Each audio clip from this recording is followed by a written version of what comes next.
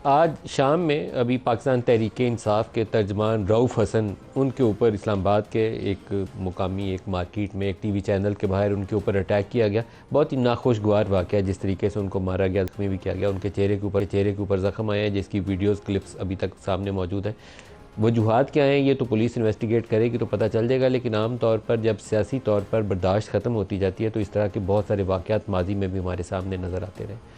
तो एहसन इकबाल के बाजू के अंदर गोली जिसने मारी थी वो भी सियासी बर्दाश्त ख़त्म होने का ही नतीजा था, या जिन लोगों ने ख्वाजा आसिफ के ऊपर स्याही फेंकी या दीगर लोगों के ऊपर स्याही फेंकी या जूते मारे गए सियासी लीडरों को, वो भी इसी तरह की अदम बर्दाश्त का नतीजा था। तो नाखुशगवार और नापसंदीदा वाक़या, सियासी क़ुव्वतों को ऐसे मौके के ऊपर इकट्ठे होकर आवाज़ उठानी चाहिए, ना कि एक दूसरे का तमस्कर उड़ाएं, क्योंकि बाज़ मौके ऐसे होते हैं जहाँ पर आपको निज़ाम की मजबूती की खातिर बात करनी चाहिए। अब आज उसको किसी ने मारा है, ब्लेड मारे हैं या वो घेर के उसकी पिटाई की है, तो कल किसी दूसरी जमात वाले की यही बारी आएगी। इससे गुरेज़ कर लिया जाए, परहेज़ कर लिया जाए या तदारुक के लिए इक़दाम कर लिए जाएँ तो बहुत बेहतर होता है। गुज़श्ता रोज़ हमने प्रोग्राम मिसिंग पर्सनस के हवाले से जो इस्लामाबाद हाई कोर्ट के सामने वाक़या है उसके ऊपर प्रोग्राम किया था, तो आज भी उसकी कंटिन्यूशन मौजूद है। इस्लामाबाद हाई कोर्ट में आज भी बलोच तलबा के हवाले से भी पेशी हुई और वो शायर फरहाद के हवाले से भी पेशी हुई, और उसमें जज साहब के रिमार्क्स बड़े इंपॉर्टेंट हैं। उन्होंने कहा कि इंटेलिजेंस एजेंसीज़ के काम करने के तरीक़ाकार को तय कर लें, तो इस इंटेलिजेंस एजेंसी काम करते रहें तो उसके ऊपर इतराज़ नहीं है, लेकिन उसका तरीक़ाकार वज़ा कर लें तो इसमें सबका भला होगा। ये बात दुरुस्त है। असूली तौर पर उनके जो ऑपरेटिंग प्रिंसिपल्स हैं, SOPs हैं उनके, वो वज़ा कर लें और एक ओवरसाइट मैकेनिज़्म बना लें। तो इंटेलिजेंस एजेंसीज दुनिया भर में काम करती हैं, उनको करने दें।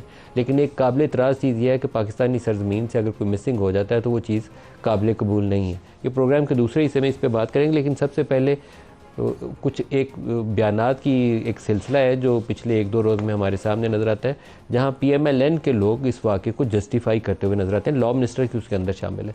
मुझे इसके ऊपर कुछ अफसोस, थोड़ा नहीं है, बहुत ज़्यादा अफसोस है, क्योंकि कोई भी जमहूरी पार्टी आके ये कहती है कि ये मिसिंग पर्सन होते रहते हैं दुनिया में, तो ये काबिल कबूल बयान नहीं होता।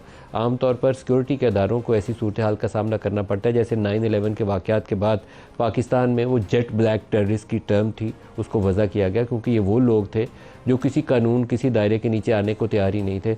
इवन जज उनके केस खुली अदालत में नहीं थे सुन सकते, सीधी सीधी धमकी देते थे।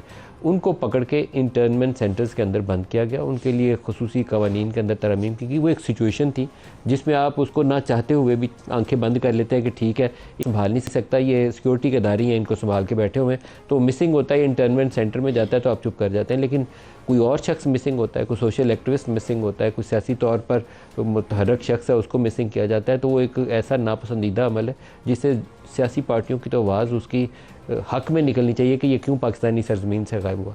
माजी के अंदर नवाज़ शरीफ और दीगर लोग उनके हक़ में आवाज़ें उठाते रहे, लेकिन अभी क्योंकि हुकूमत में बैठे हैं इसलिए हर चीज़ में हाँ में हाँ मिलाना वो लगता है कि उनका फ़र्ज़ है। सुनिए कुछ बयानात, आपको अंदाज़ा हो जाएगा।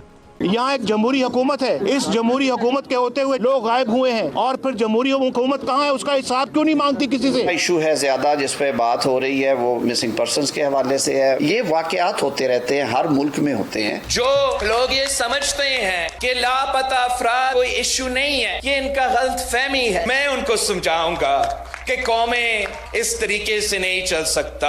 हमारे जो हमसाया ममालिक और दुनिया के और ममालिक देखे जाए तो UN में इस वक्त 100 से ज्यादा ऐसे ममालिक हैं जिसमें मिसिंग पर्सन का केसेस चल रहे हैं, जिसमें इंडिया है, बांग्लादेश है, में बरतानिया है। मिसिंग पर्सन के केसेस जहां लोगों के अपने जाती मफाद या इश्यूज चल रहे हैं, उनको स्टेट के ऊपर ना डाला जाए। हर केस जो है वो मिसिंग पर्सन का केस नहीं है। ये खड़ी है वो बच्ची, 3 भाई इसके लापता हैं, 3 भाई। खुदा का खौफ करो, तुम्हारे भी बच्चे हैं, शर्म करो, शर्म करो, शर्म करो। मैं समझता हूँ कि ये मिसिंग पर्सन को प्रोपेगेंडा टूल बना के रियासती इदारों के खिलाफ जिस तरीके से इस्तेमाल किया जाता है वो इंतहाई नामुनासिब है। PMLN के जो लोग इन वाक़यात को जस्टिफाई करने की कोशिश कर रहे हैं, मेरा ख्याल है कि वो अपनी आकबत ख़राब कर रहे हैं। जमहूरी लोगों को आवाज़ उठानी चाहिए इंसानी हकूक़ की खातिर, किसी और चीज़ की खातिर नहीं उठानी चाहिए। और जो मिसिंग लिंक्स हैं, सिक्योरिटी इदारों को शौक़ तो नहीं आता होगा किसी को मिसिंग करने के लिए। अगर कोई सिक्योरिटी वजूहात की बिना के ऊपर ऐसा काम हो रहा है तो उसके लिए लॉज को अमेंड करिए, तरीक़ाकार को दुरुस्त करिए, और अगर कोई रूल्स को वायलेट कर रहा है तो उसको पनिश करिए। असूल तो यही है ना कि कोई रूल तोड़ता है, कानून तोड़ता है, ताकत का गलत इस्तेमाल करता है, तो उसके लिए कानून मुतहरक होना चाहिए, उसको कानून के दायरे के नीचे लाने के लिए। आज जो प्रोग्राम में हमारे साथ शुरू हैं इस्लामाबाद स्टूडियो अली साहब हैं पाकिस्तान मुस्लिम लीग नवाज़ से, और सेनेटर फैसल वाडा साहब हैं सीनियर सियासतदान, दोनों को खुश आमदीद कहता हूँ। आबिद शेर अली साहब, पहले तो रऊफ़ हसन के वाक़े के ऊपर आपके दौर में बेशुमार ऐसे वाक़यात हुए और अब उसका PTI के बहुत सारे लोगों ने मिसिंग होकर भी उसको भुगता है और आज रऊफ़ हसन की तो खुलेआम जी अब ख्वाजा सराओं के हाथों से कोई पड़ जाए, मलिक साहब मुझे नहीं समझ आई कि क्या मामला है।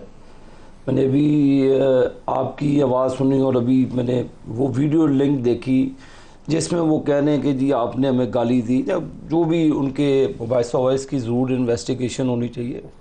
मैं बिल्कुल इन चीज़ों के ख़िलाफ़ हूँ कि आप किसी पॉलिटिकल जो फिगर्स हैं उनके ऊपर या कोई ऐसी एजॉल्ट कराएँ जो बदनामी का बायस बने, तो ऐसा नहीं हो। इसकी इन्वेस्टिगेशन होनी चाहिए कि मामला क्या है। अगर वो भी 3-4 अफराद हैं, उनके साथ रऊफ़ साहब ने क्या मामला किया, इस पर मैं कोई कमेंट करने के लिए, मुझे नहीं पता कि क्या मामला हुआ। ऐसे ही हम किसी को इनकी आड़ में कि जी उसने मार पड़वाई, तो अब उनका लेन देन का मामला है या कोई और मामला है। तो आपने तो कुछ नहीं डलवाई? नहीं, मैं कभी मच्छर नहीं मारता। आपसे मुराद आप हुक्मरान हैं जनाब? नहीं। और जो आपने भी अपने इंट्रो में बात की, देखें मुल्क के सिक्योरिटी अदारे हमारे हैं। मिसिंग पर्सन की तरफ आते हैं, रऊफ़ हसन पे इस पे भी कमेंट ले लें फैसल वाडा साहब, उसको डिस्कस करते हैं उसको। फैसल वाडा साहब देखिए भाई साहब, जहाँ तक रऊफ़ हसन साहब की बात है, मैंने तो सेनेट में भी आज को बड़ा सख्त तरीके से कंडेम किया और ये एक्सेप्टेबल नहीं है, ना किसी पॉलिटिकल फिगर के लिए ना किसी आम आदमी के लिए। ये बिल्कुल भी टॉलरेंस जो लेवल हमारा जा रहा है और जो फ्रस्ट्रेशन बढ़ रही है, उसमें नॉट ओनली के पॉलिटिशियंस का ही हाथ है, बहुत सारे और दीगर लोगों का भी हाथ है। जब आप दीगर लोग कौन? देखें, अभी जिस तरह की कल आपने गुफ्तगू सुनी अदालतों के अंदर, आप पॉलिटिकल पार्टी से सुनते हैं, आप पुलिस से सुनते हैं, ये जो तरीक़ेकार है ना, इससे जो आम आदमी जो है ना उसके अंदर फ्रस्ट्रेशन और उसको लगता है कि ये बनाना रिपब्लिक है और लोग आगे बढ़ जाते हैं। लेकिन रऊफ़ हसन की जो जजों के मतलब, कुछ जजों के मतलब, सब के मतलब नहीं, रिमार्क से वो काफ़ी दायराकार से ऊपर जाके थे, हटके थे, कंटेम्प्ट के ज़ुमरे में आते हैं, लेकिन उसके लिए कोई अदालत एक्शन ले सकती थी ना। नहीं, मैं तो लेकिन ख्वाजा सरा उसको सड़क पर रोक के मारे तो वो तो काबिल साहब, ख्वाजा सरा मारे या एक आम आदमी मारे या बच्चा मारे या बड़ा मारे, ये कॉन्सेप्ट जो है ना मारपीट का, फिजिकल वायलेंस का या इस टाइप की चीज़ का, इसकी एक्सेप्टेबिलिटी नहीं होनी चाहिए। इसके अंदर टॉलरेंस का लेवल 1% भी नहीं होना चाहिए। Simple as that. है नहीं हमारे यहाँ। वो एहसन इकबाल को गोली लगी थी तो उसके ऊपर भी लोग सेलिब्रेट कर रहे थे। देखिए नदीम मलिक साहब, जहाँ तक एहसन इकबाल साहब की आपने बात की, लेकिन कतई नज़र कि उनके साथ जो हुआ वो बहुत बुरा हुआ, लेकिन उन्होंने एक मौलवी साहब के मिलबे में मुझ पर फतवा लगवा दिया था। आपको ये बात पता है? वो ये ऑन रिकॉर्ड है, वीडियो के अंदर है, लेकिन मुझे फतवा लगवा दिया था उन्होंने। सो जब अगर मेरी मुखालफत होती है आबिद शेर अली साहब के साथ, लेकिन मैं फतवा नहीं डालता। इनके घर में माँ बहन बेटी गुजर रही है और टायर पंचर हो गया है। जिसने मारी वो गलत मारी या सही मारी? हम इफ एंड बट्स में इसको जस्टिफाई तो नहीं कर रहे। नहीं प्लीज, गोली क्या या किसी को ये चीनी भी यूं करके फेंकी हो तो ये टोटली गलत 500%। नवाज शरीफ के ऊपर लाहौर थे तो वो किसी ने जूता उठा के मारा। ये गलत तरीका है ना। इससे आप उस आदमी का कद छोटा नहीं कर रहे, अपनी असलियत और बता रहे हरकतें। किसी को आदमी छोटा बड़ा नहीं कर सकता। इज्जत और जिल्लत अल्लाह के हाथ में।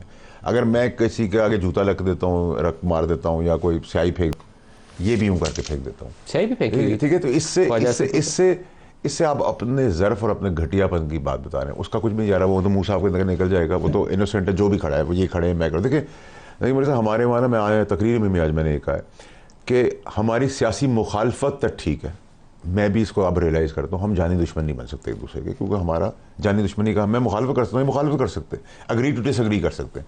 और यही जो बॉन्ड हमारे बीच में नहीं था पार्लियामेंटेरियंस के ऊपर, जैसे मैंने आज अनाउंस किया है कि शहबाज शरीफ साहब की अगर किसी ने integrity as prime minister, as parliamentarian question किया तो मैं शहबाज शरीफ साहब के साथ खड़ा हूँ। यही मैंने कहा PTI के, ये MQM के लिए। अगर इस सेनेटर के साथ कुछ होगा तो अगला सेनेटर आगे खड़ा होगा, नॉट कि सेनेटर है आपके पास को मसला होगा तो हम पाकिस्तानी साथ खड़े होंगे। लेकिन अगर आप यूं करके बुलाएंगे मुझे तो फिर यूं होगा। आप ये इज्जत एक वाहिद चीज़ है जिसमें आप किसी के अंदर भी इन्वेस्ट कर दें, मैं आपसे इज्जत से बात करूंगा, मुझे डबल इज्जत वापस करेंगे।